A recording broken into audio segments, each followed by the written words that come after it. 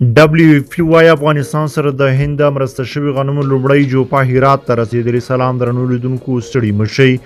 دا خوړو نړیوال پروګرام WFP وايي چې د هند له خوا افغانستان سره د مرسته شویو 10,000 ټنه غنمو لومړی جوپه د چابهار بندر له لارې هرات ولایت ته رسیدلی،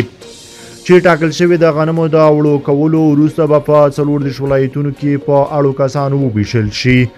دا خوړو نړیوال پروګرام د دوشنبې پر جولای 3 چنګاښ 12 د خپل ټویټر په پاڼه لیکلي چې د هند 10,000 ټنو غنمو د مرسته په 2022 کال کې افغانستان سره د دې هیواد د 40,000 ټنو غنمو د مرستې سره بیره شوې ده. هندوستان تیر کال افغانستان سره د بشري مرستو په لړ کې د 40,000 ټنه غنمو مرسته کړې وه، چې د پاکستان د حکومت په موافقه د هندي غنمو مرسته په استثنایي ډول د واګا بندر له لارې د خوړو د نړیوال پروګرام په واسطه افغانستان ته انتقال شوي وه. د خوړو نړیوال پروګرام ویلي چې هندي غنم به په هرات کې وړه کېدو وروسته په ټول افغانستان کې مرستو ته په اړو کسان وویشل شي. WFP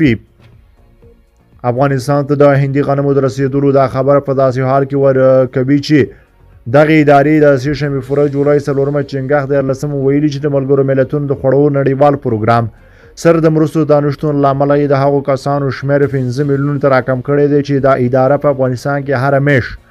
ورسره د خوړو مرسته کوي. د خوړو نړیوال پروګرام ویلي WFP په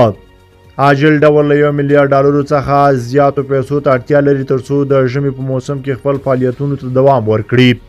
تېره اونۍ افغانستان لپاره د خوړو د نړیوال پروګرام د دفتر مشري میرمن شاوي ویلي د رویټرز خبري اژانس ته ویلي چې د اکتوبر میاشتې وروسته د خپلو پروګرامونو د تمویل لپاره هیڅ پیسې نه لري. میرمن شاوي